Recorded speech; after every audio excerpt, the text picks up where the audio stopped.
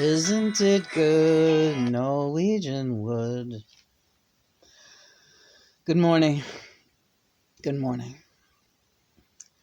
We have 4 guests today. 5 if you include my channel, my always open channel with John.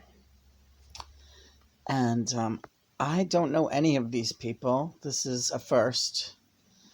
I was introduced to them formally in the last 48 hours. Fosse I knew a little bit about, not much. Saw the biopic with Roy Scheider. Sondheim I knew nothing about except the name, that he was a Broadway guy, but I didn't know anything about Sondheim. Gwen Verdon, the dancer and lover of Fosse, I knew nothing about, didn't know her name, didn't know anything, nothing. And Jonathan Larson, hi, we just met this week, right? Hi, Johnny. Hi, Lena. I'm happy for you to do this today, and I promise this will be all the work we do today. I don't.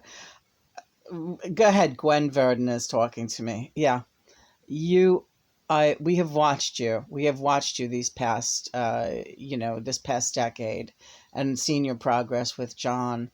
And early on, even though those early videos many are lost to the shuffle of technology, this is Gwen Verdon speaking. Those early videos showed you as just a whirlwind who loved to channel, couldn't wait to channel your next guest, and you were doing 5 or 6 videos a day. I'm not putting you down for losing steam, so don't think this is where this is going. Okay. We don't know where your energy was coming from. Well, we do. It was from all of us, but mostly John. And now you're both decompressing. Decompress.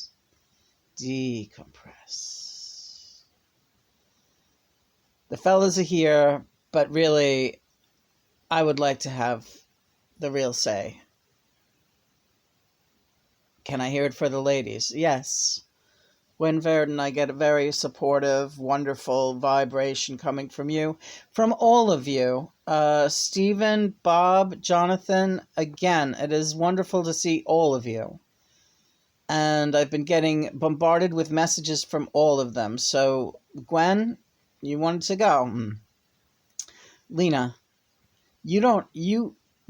Jonathan told you earlier this week that he's been working on a manuscript about your life. We've all been working with your manuscripts. You think you only have 2 large manuscripts about your incredible journey as a human being, singer, songwriter, secretary, savior on this planet. Your memoirs are like nothing else that is out there. They are singular. You are a singular sensation. Don't get embarrassed, Lena. That's Jonathan. Let us speak.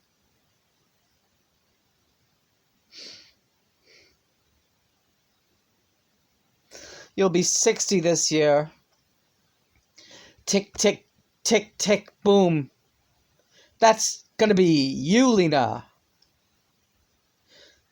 That's Stephen. Yes. The beautiful part about all of this is you don't have to do anything except just be with John. This is not even necessary for your progress, these videos. This is for us to contact you, and we are documenting this because when tick, tick, boom, that explosion hits, Lena, people are going to want to look back and see where this all started. So you're really doing humanity a favor by documenting this journey with you, John, and well before your reconnection with John. This incarnated journey began in 1962 on the day that Ringo Starr joined the Beatles, precisely.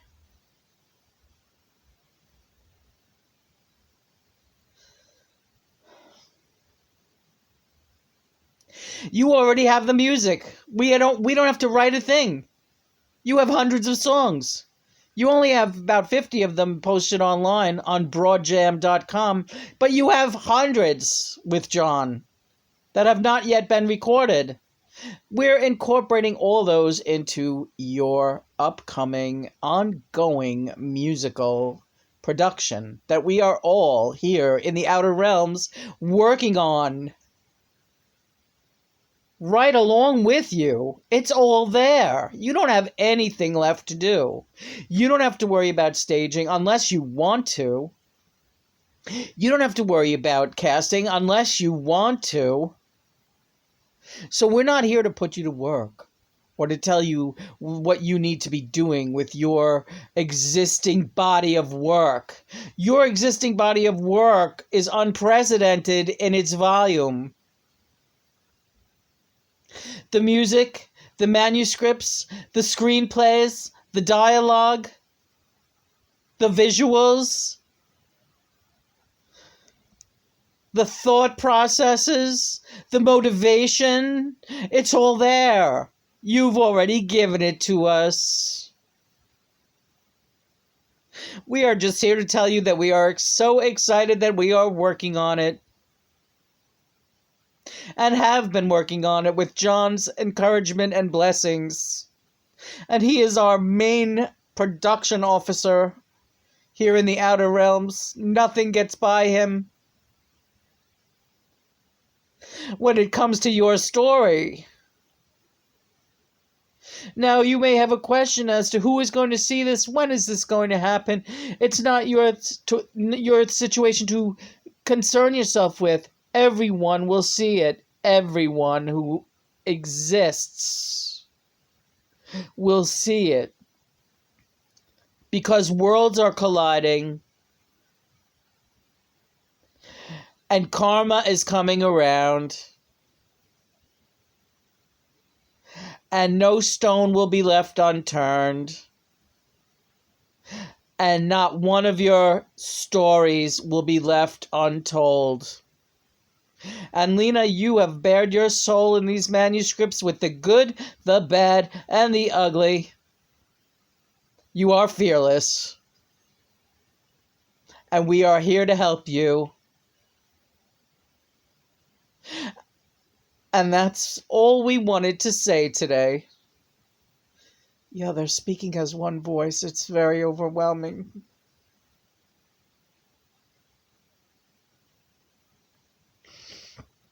Now, you should enjoy your day unless you want to ask any questions to any of us. I am really blown away, Jonathan, with your situation. I am just, startled. I do have a question for Jonathan Larson. And for the rest of you, I'm just familiarizing myself with the rest of your work. And John has all these screenplays and plays lined up for me to view. And I will be watching interviews and I will be catching up on all of you. So, Gwen, thank you. I love you. I love you too. Another redhead. Yeah. Us redheads gotta stick together. Right, Johnny? Yeah. But Jonathan, yes. You unexpectedly died of a heart aneurysm the day before Rent hit the theaters. Yes. Your life's work was finally going to be realized by the world, and you crossed over. How did that make you feel when you got to the other side? And we talked a little about this last night, but he said, let's talk about it when I make the video with you, because I want to save it up. All right. Go ahead, Jonathan. People would think, what was the most frustrating was seeing my family and friends and everybody in the theaters saying, oh, if only he could have been here. If I know, or some of them said wherever he is, but he knows this is wonderful. And some people got it. some people got it, but there was an enormous feeling of grief and sadness about the fact that I was not physically on the earth anymore. But I gotta tell you, when I got to the other side, there was no frustration. There was no dissatisfaction about, you know, being crossed over while my work on Earth was finally being realized. Once you get to the other side, it's so amazingly beautiful. If you've played your cards right. And everybody sits in a certain amount of judgment and has to pay some penance and do some karma. But I was by and large a good guy down there, right? Yes. And I could when I was failing in my romantic relationships, it always was, Lena, you know how it is to be work driven, and you could never give all of yourself to, except for John. Yes, it's true. My music always came first every time. My work always came first. That was yeah, right. So you understand. Yes. But I did love, and love very, very deeply when I loved. But the thing is, when I got to the other side, I just was like, oh wow, this is a fucking head trip. But this is amazing, and I was so happy. And I never miss a performance of Rent. I've never missed a performance. I'm there every time, and a lot of the hipper people get that, and they feel that, and they're on board with that. But yeah, it is hard to see other people that you really loved and love, still down there on Earth saying, "Oh, well, this is such a shame. He's not here." That's about the most I can say about the situation. And now I'm very excited about the Tick Tick Doom, well, not Tick Tick Doom, right? Tick Tick Boom project that Lin Manuel, yeah, has put together, and all the acting is great. And I know you just watched that the other night, and yeah, that was no mistake. That was put in place for you on the Russian station so that you could view that entire movie and become familiar with my life and my oh, your songs are so great. Yeah. I love that song. Johnny da, da, da. You just like it because it says Johnny. Well, no, yeah, I know. Anyway, we love you, and we're all on this, Lena. You got so much to look forward to. Just you're getting better. Just get stronger and stronger, and know that you're doing everything right, and know that you have an amazing cheering squad, and everything's beautiful, everything's wonderful, and the worlds are coming together, and we're going to see everyone that we want to see again and soon. So people down there should realize that if they check in with this interview, they should realize that that's what's happening. The dimensions are vanishing, and the people who want to see each other again will see each other again. Conversely, the people you don't want to see, you never have to see them again. Right? You never have to see them again. That's like, you're in complete control of that over here. You're not going to run into anybody you don't want to see. Wow, I like that. Yeah. There's a couple of those, yeah. Stephen Sondheim is trying to get through. Steve, I just want to say hi and that I love you. And I know you were reading just a little bit, just a tad, about my sick relationship with my mother. Well, she was a very sick woman, right? So I am very in tune with you and the suffering that you have been through with your parents. I understand that, and I support you in every way, and I've been helping you as a healing apparatus, I guess you could call me. You're like a guardian angel to me. Yes, I am. I am. Stephen Sondheim is my guardian angel. Yes, I am. Our paths are very similar, and you're a genius. You're not a triple threat. You're something different. You're beyond all that. You're just a threat to anybody who wants to come off negative. Keep it up, relax, do your best.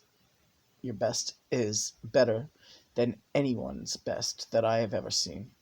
Oh my God. Thank you, Stephen Sondheim. John, this is nice. I told you. Yeah, his Bob Fosse. Yeah, he even put off Jumping Your Bones so that you could have us in. Bob Fosse with the sex. Yeah. Gwen is rolling her eyes. He was incorrigible. Bob, you died too young too. Yeah, well, I didn't take care of myself at all, and I just wanted to talk to you about, because no one has talked about it yet, your amazing manuscript about Hiram Nieves, your best friend, who you called Blanche, the manuscript Misplaced Affections. I am working on that, believe it or not. Because why believe it or not? Well, it's because it's kind of a similar theme to Rent, which was Jonathan's project. But and I'm the straight guy. Well, so what? I'm straight. Yeah. Well, I'm just saying that manuscript is incredible. And what's even more incredible and insane is that the actors, the so-called actor couple that are in your Christopher's family, his younger brother and the wife, they think they're actors. When you showed them that manuscript, they were so unsupportive about it that we all saw that. We all saw that. You laid your heart bare about the love relationship you had with your homosexual friend who died with the HIV complications. You had an 18-year friendship with him. You had to put it down on paper because it was eating you up alive, the grief, and it was the only thing you knew how to do. Actually, can I interrupt? Yeah, of course. Yeah, this is Lena. Hiram's death is what got me writing again after decades of not writing. I wrote music, yes, but actually writing memoirs and stories, I was like, I have to write about him because I want the world to know how wonderful he was and how much I loved him. I need the world to know that I loved him so much. And that's why I wrote that story. I didn't know it would become a whole manuscript. So I shared it with Chris's family. Right. And his father, you got some, decent, okay feedback. Nobody really. But you showed it to the actors thinking, well, maybe, they can appreciate my writing. And I'll tell you exactly what your brother-in-law said to you. Your brother-in-law Stephen said to you, "Well, yes, I read it. But it's funny. You just I think you tend to romanticize these relationships and make more out of them than what they are." That's what he said about. Yeah, that's what Stephen said to me when I showed him my manuscript about my best friend dying. And Renee said to me, yeah, well, we all have these airy fairy friends, and that's what happens. We have some airy fairy friends like that, and you know, th- I don't even know what she was talking about. Is she on drugs? That's Gwen.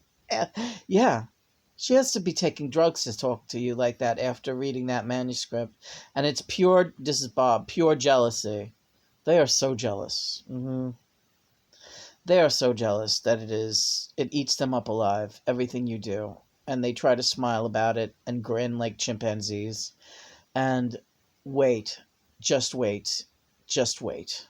Uh, I don't care what they do, you know that? I don't care what they do or what they think. I just thought they were, at the time that I showed them that manuscript, I thought that they were I was under the impression that they were artists who could be supportive of a fellow artist, but they refuse to ever look at you as a fellow artist. They refuse to ever look at you as an artist, period.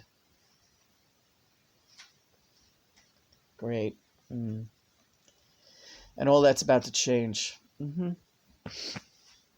Anyway, we're gonna get going because John's giving us the high sign. All right, Johnny, this has been very very emotional, and I'm excited. I don't know what else to say. We're using every one of your blog pieces, not just your manuscripts. We are using all your short stories. We're, with your permission, of course, but John already cleared it, and I know that you don't. No, I don't. Hi, Jonathan. Yeah, I know you don't mind. But definitely, keep writing, because we want to keep working on this. But we have plenty right now to work with. But keep writing, especially about you and John and the connection with you and John. And you have a wealth of material with those families of yours. They are a gold mine in psychotic behavior, and that's what the world is fascinated with. And I love doing songs about people like that. Oh my God. All right. We're going to get going then. I love you all. Thank you so much. Gwen, Jonathan, Bob, and Stephen. Thank you so much. And we'll be talking to you all again. Yes. Oh, great. We look forward to it because you were so reticent about having us in, and I think you were afraid. Not afraid, but like you knew the energy was going to be crazy, but we would never, never take you somewhere you don't want to go. I know. Thank you. I appreciate that. Oh my God, I feel like I lost 10 pounds just from this channel. Yeah, it'll do that. Yeah, channeling will do that, especially, so just enjoy it and enjoy the rest of and what are you going to watch next? I think we're going to watch Follies, Stephen Sondheim's Follies, right, John? Yeah, let's do Follies, and then we'll take it from there. All right. Oh, and then maybe I'm going to look into Superbia. I don't, Jonathan, we'll talk. We'll talk about my Superbia in the next visit. Okay, great. All right, John, let's get going. I got to take a whiz. I love you, honey. I love you too. It's been a crazy week, and I'm excited. I don't even know what to think. All right, we'll go. Bye.